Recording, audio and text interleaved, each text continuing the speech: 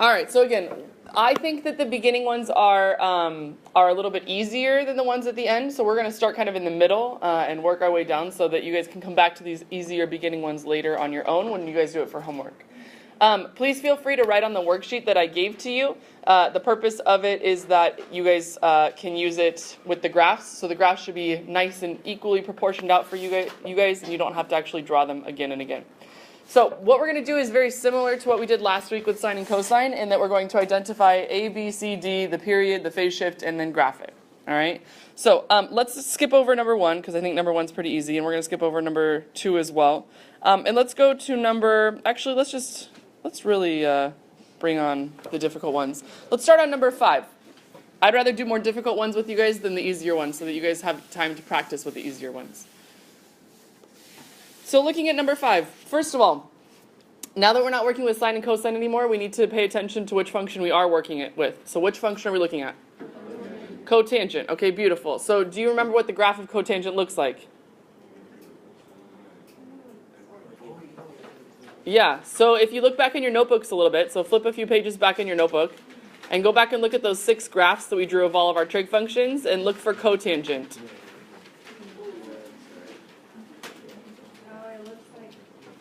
Yeah, they look like those backwards cubic graphs. And we have asymptotes. Okay, do you remember what the period is? What did you guys write down for the period of cotangent? Pi, beautiful. So normally with sine and cosine, our period is every 2 pi. But now our period is every pi. So we have to keep that in mind. For tangent and cotangent, the period occurs every pi units rather than every 2 pi units. So I want to do the same thing we did last time. I want to identify A, B, C, and D first. So next to number 5 on your paper, let's write those down. Let's write down A, B, C, and D. And then take about 30 seconds and identify what those are on your paper. So write down and then check with your group members to make sure that you guys got those.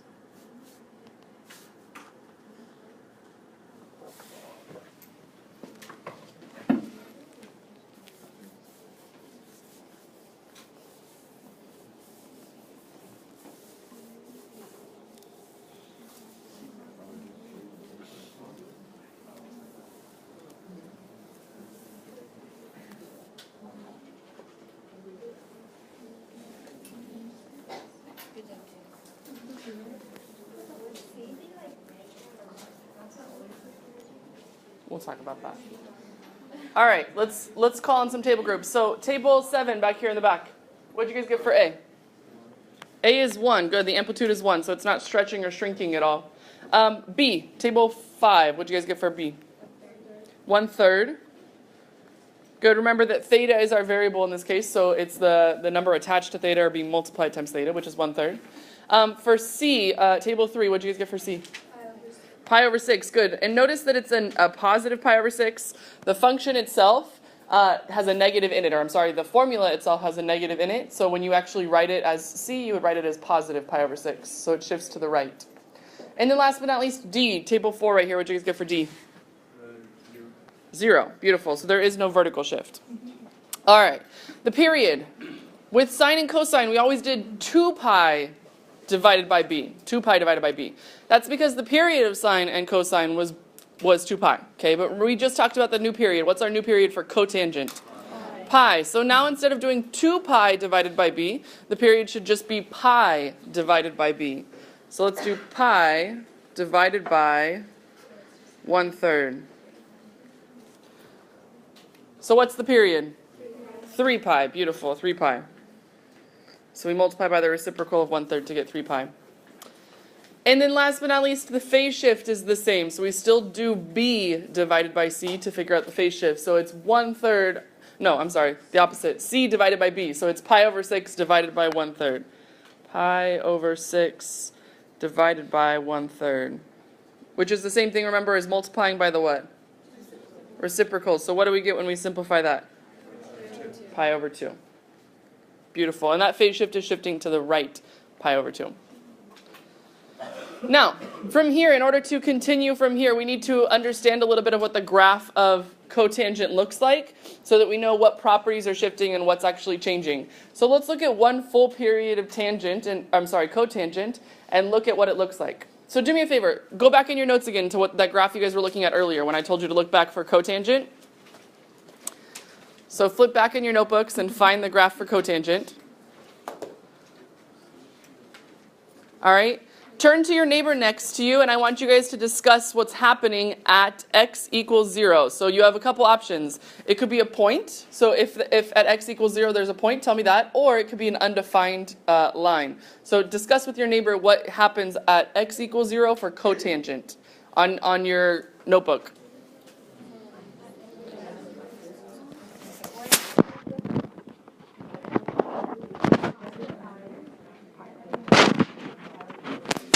Take a picture of this.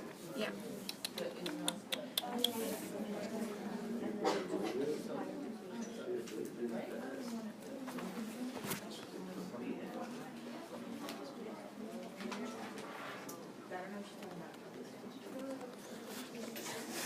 All right. So, yeah, look up here. Yours might look something like this. So let me highlight for us so we can kind of get a clear picture. Here's the y-axis and here's the x-axis. So at x equals 0 right here, what do you notice is happening at that y-axis? There's an asymptote. Okay, great. So you remember how when we were graphing sine, whenever we would graph the phase shift, we would always put a point at 0, or whatever we were graphing cosine, we would put a point up at 1. Okay, and that would be the point that we kind of looked at it being transformed around the graph. With this one, we're actually going to look for the asymptote. So when we do our phase shift, we're not going to put a point there. There's actually going to be an asymptote. So our asymptotes for cotangent are going to be wherever our phase shifts occur. So with that said, our phase shift is pi over 2. So I want to put an asymptote at pi over 2 to the right of 0. So right here at pi over 2, I want you guys to draw an asymptote on your paper.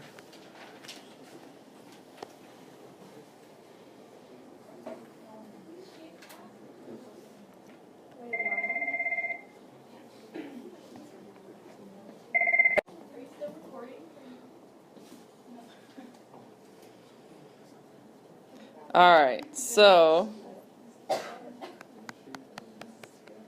there we go. There's my asymptote at pi over 2.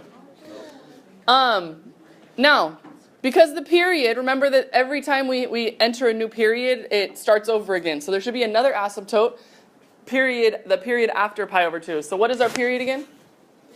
3 pi. So where would 3 pi after pi over 2 be? Or in other words, when I ask you guys that, some of you guys are unsure about how to do that in your heads.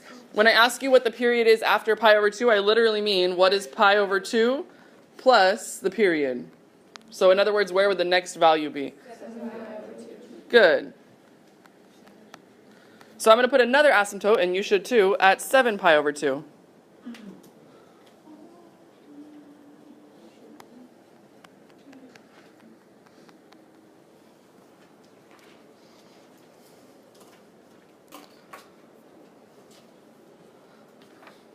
All right, look back at your graph again for cotangent one more time in your notebooks.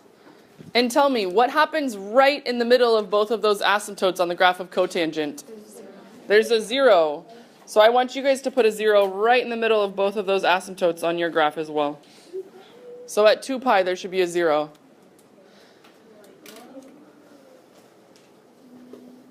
Now, the rest of this graph, I don't care too much about. I'm not too particular about the rest of this graph as long as it heads in the correct direction. If you are particular about it, if you do want to be very careful about it and make sure that it looks appropriate, technically in between these 2 points, there's a point at 1. So right in between here, there's a point up here at 1. So if you want to put that one on, you can. And then in between these two, the asymptote here and this point, there's a point at -1. So you could put a point there as well. Again, I'm not too particular about that as long as the direction's correct. I really care that your asymptotes are in the correct location. Oops. There we go. I really care that your asymptotes are in the correct location and that middle point is in the correct location. After that, it's kind of up to you on how accurate you would like to be. Some of you guys are more accurate than others. A negative amplitude will switch it. This one doesn't have a negative amplitude, but cotangent just goes in this direction. But yes, a negative amplitude would switch it.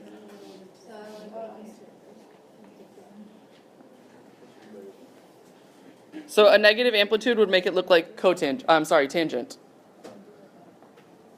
All right, so that's one period of this function. Now, if you want to, you could model this and continue and draw it more, but I really don't mind too much if you just leave it on one period. That's totally fine with me. So if you guys just want to leave it like this, that's okay with me. All right, let's try another one. This time I want to try tangent, though. Okay, so this time I'm going to give you guys a little bit more rain. I'm going to have you guys figure out A, B, C, D, period, and phase shift on your own, and then we'll come together to graph it afterwards. So let's work together on number... Let's see, I want to work together on number... You want to do a harder one? Thank you. All right, let's work together on number 8. So identify A, B, C, D, the period, and the phase shift.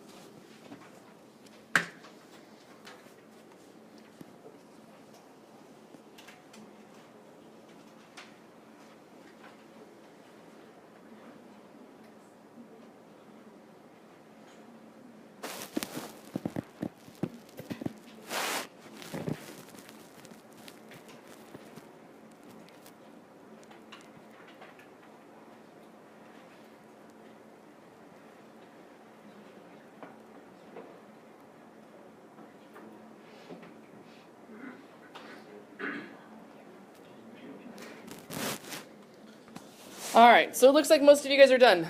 Table 9, what'd you guys get for A? 1/2. Table 8, right here in the back middle, what'd you guys get for B? 1. Table 6 over here, what'd you guys get for C? 3 pi over 4. Negative, good. Why is it negative?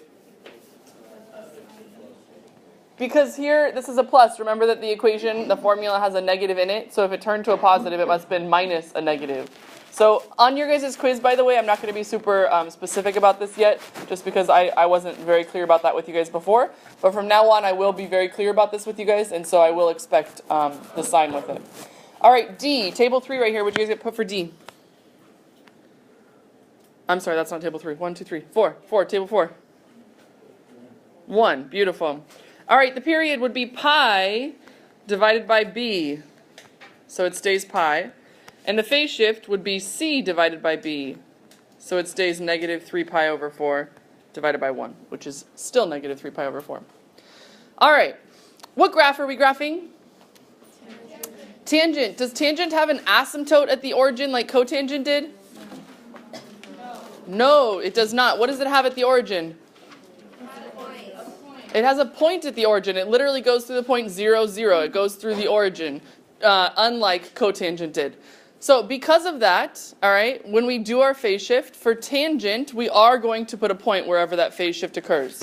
So our phase shift is negative 3 pi over 4. Are we able to go negative 3 pi over 4 over here? So what are we supposed to do?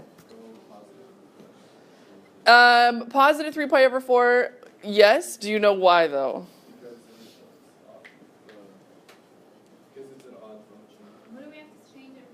It is an odd function, but you have to be careful about the phase shift, because the phase shift can mess up an odd function. When it's shifted horizontally or vertically, it can actually mess up an odd function. So let's do a couple things, okay? First of all, how comfortable do you guys feel doing the amplitude and the vertical shift at once with this, or would you rather do it in pieces? Let's do it in pieces first. If you guys feel comfortable making the jump, that's totally fine. You guys can do that on your own, but we're going to do pieces first. So I'm just going to look at the phase shift in the period. Now, you are correct that we could just look at the other side, but we're not going to just look at the other side at 3 pi over 4 necessarily, because it's not a direct reflection once it's been shifted horizontally or vertically. So instead, what we can do is we can find a new point by adding the period. So if the phase shift is negative 3 pi over 4, I can add the period to that to figure out where my next point would be. So let's do that. What is negative 3 pi over 4 plus the period?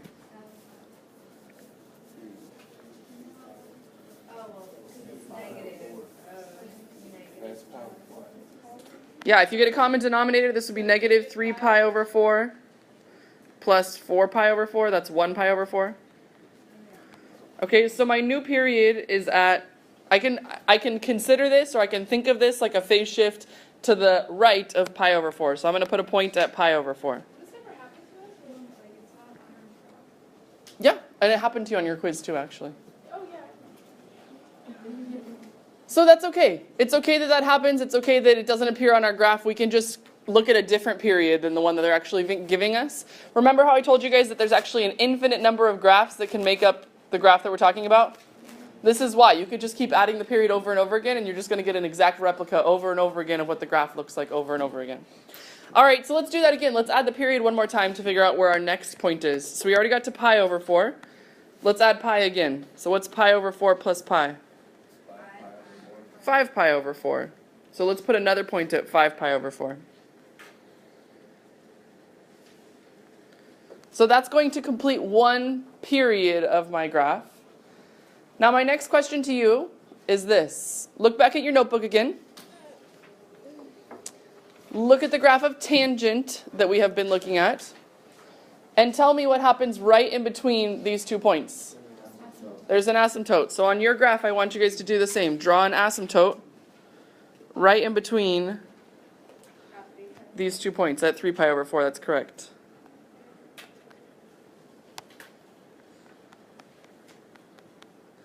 And then while you're at it, why don't you guys go ahead and draw another asymptote? Because the asymptotes, remember, are kind of our guides for where to make the graph follow. So again, we can draw another one at 7 pi over 4.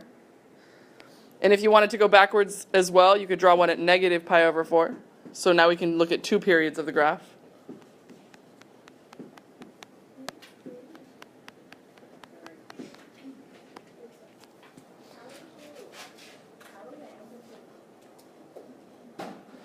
So here's what we've done so far, because remember that this isn't going to be our final graph. We're still missing pieces because we're taking baby steps right now. So far, all we've done is graph the phase shift and the period. What are we still missing that we need to graph?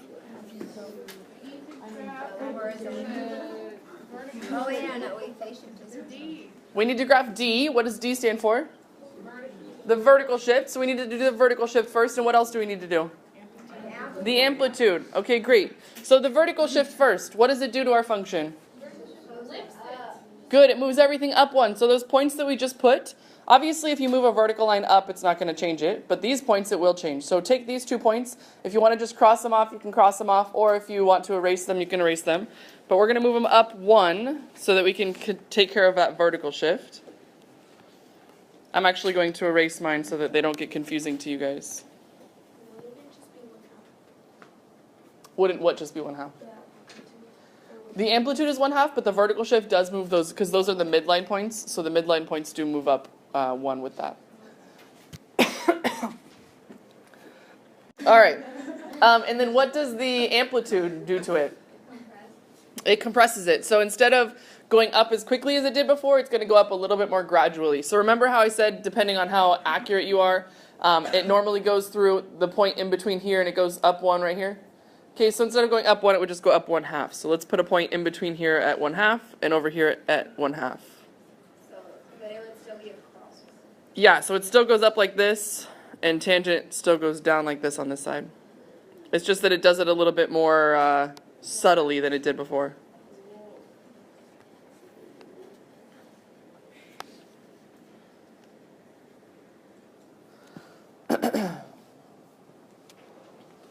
So I hope now that after a week and some days of you guys having learned about sine and cosine, I hope first of all that it's easier to do these ones now that you've already done sine and cosine. I hope they make a little bit more sense.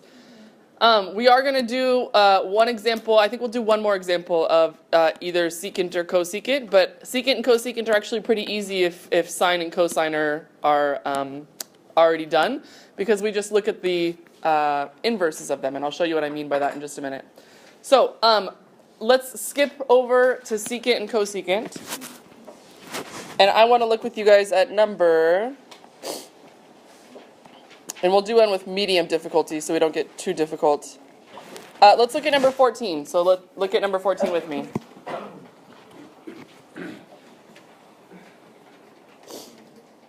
All right, as a table group, I want you guys to identify A, B, C, D, the period, and the phase shift. I'll give you 30 seconds.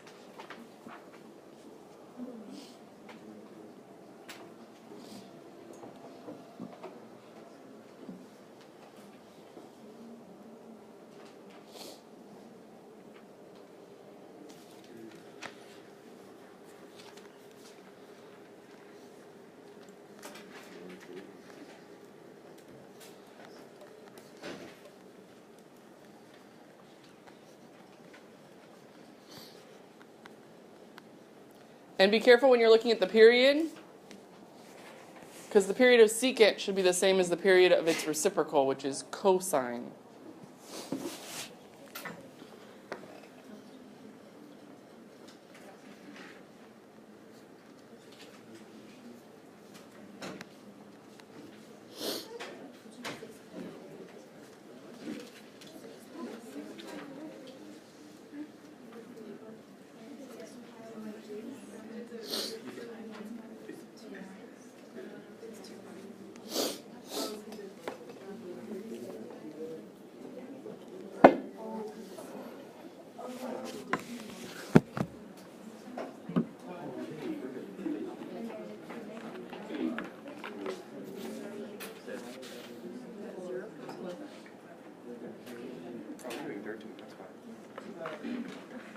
All right, so check your answers up here.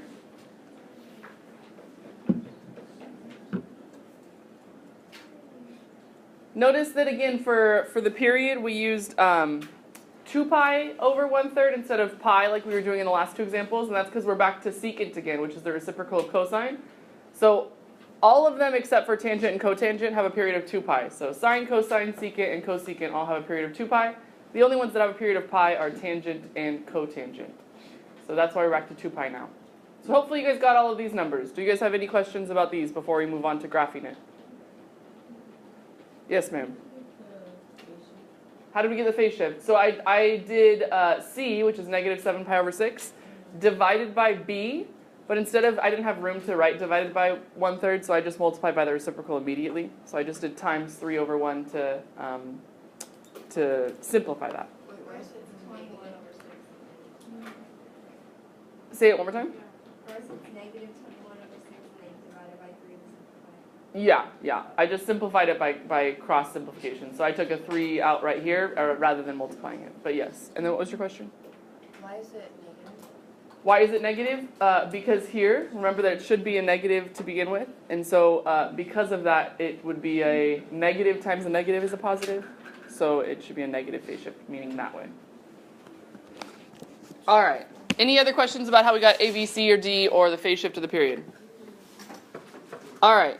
Now, are we able to go on our graph, are we able to go in the negative direction for our phase shift? No, so we need to start adding our period to it so that we can actually figure out a positive value that we can plot. So negative 7 pi over 2 plus 6 pi. Negative 7 pi over 2 is our phase shift, but I can't plot that point, so let's add one period to it so we can figure out what point to plot. What would that be?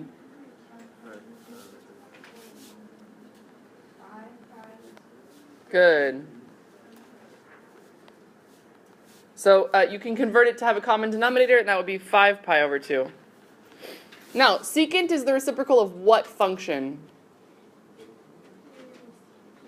Cosine. So in order to graph secant, let's actually graph cosine first, and then we're going to graph secant from there, and I'll show you guys kind of how the two are related. So first, let's graph cosine. So pretend right now that we're actually graphing cosine, and let's see what we're going to do. All right, so from here, let's graph cosine. So cosine, where does cosine start normally? At 1. So let's graph a point at 5 pi over 2, comma 1. Where's 5 pi over 2?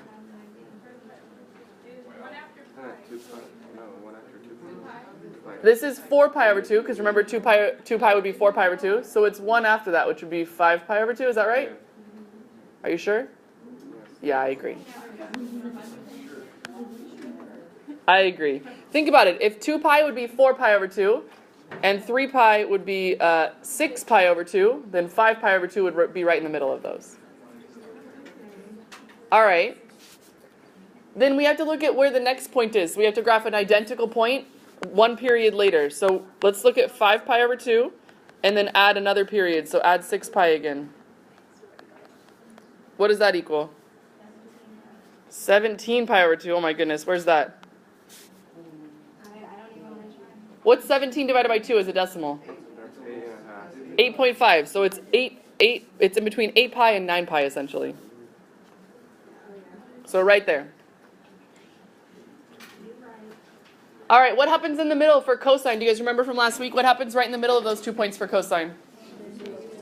There's a low point. So right in the middle of these 2 points, let's put a low point. So what value is that? Let's see. 1, 2, 3, 4, 5. Is that 6 boxes?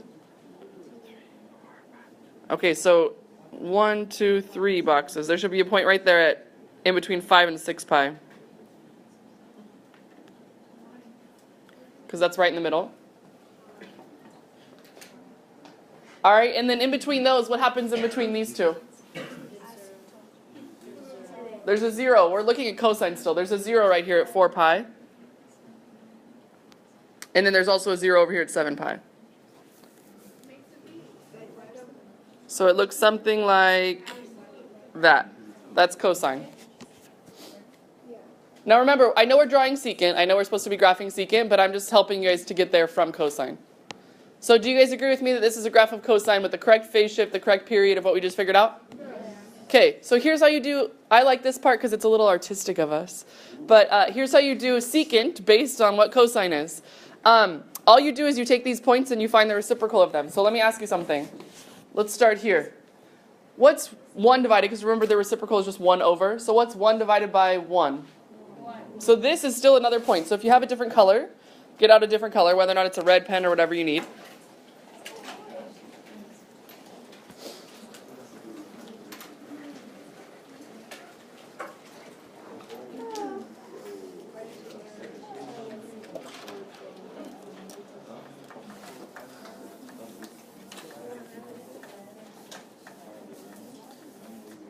All right, and then obviously on this point over here as well, 1 divided by 1 over here is also still 1.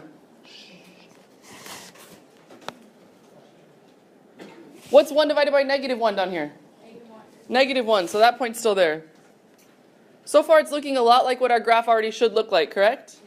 Okay, let's look at where it's different, because obviously you guys know that secant doesn't look exactly like this. So let's look at where it's different. Let's go to these points. What is 1 divided by 0? 1 divided by 0 is undefined. What kind of a feature of the graph do we get at an undefined point? An asymptote. So draw a vertical asymptote at 4 pi as well as at 7 pi. Because those are our undefined points.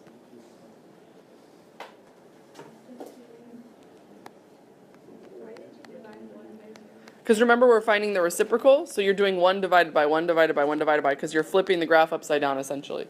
So you're doing the reciprocal of cosine. So to figure out the reciprocal, it would just be 1 divided by whatever cosine is. All right, we can keep drawing more asymptotes if you want, by the way. Notice there's another asymptote at, what would it be, pi.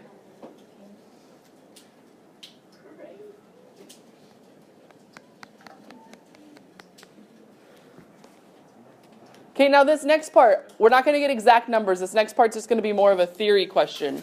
So here's a theory question. Not exactly at 4 pi, but just a little bit to the left of it. These numbers right here are very, very, very close to 0. Do you guys agree? They're not 0, but they're very close to 0. So maybe this is like 0.1 or 0.2 or something like that. Okay. What is 1 divided by a number that's really close to 0? Like, for example, 1 divided by 0.1. What does that equal? 10. Do you know why? What's 0.1? 0.1 is just 1/10. How do you simplify that? Multiply by the reciprocal, so that would be 10. What about this? What about 1 divided by 1/100th? What would that be? 100. What about 1 divided by 1/1000th? And what over 10,000? So you guys can see that the closer and closer and closer we get to this point here, the closer and closer and closer we're getting to infinity if we actually look at the reciprocal, because 1 over these really, really small numbers are going to be giant numbers. So all we're going to do from here, all I want to show you guys to finish this one up, is that as we get closer and closer and closer to that asymptote, it's going way, way up to infinity. And as we get closer and closer down here, it's going way, way down to negative infinity, because those really small numbers are making it go to negatives. Now, if you look back at your notes one more time, your notes on secant should look like this. Do your notes on secant look like this? Little parabolas we talked about? This is how you figure them out. So you look at cosine, and you can just do the reciprocal of them. Now, here's what I'm going to say. I'm going to say that you guys probably will not have time tonight with all, I know that you guys are always busy with other homework. I know that you guys probably will not have time tonight to finish all of these problems because there's a lot of problems. So here's what I'm going to say. In order to get credit for your homework for tonight, I want you guys to finish at least 4 more problems. And then I'll give you guys until, what is it, Thursday. I'll give you guys until Thursday to finish all of them. So finish at least 4 more. Decide tonight or tomorrow night when you're going to have more time to do homework and do a majority of the problems that night. But you have to do at least 4 by tomorrow. Does that sound good? Okay. You can choose if you want to do tangent and cotangent or secant and cosecant. It's up to you, but 4 more by tomorrow is your homework for tonight.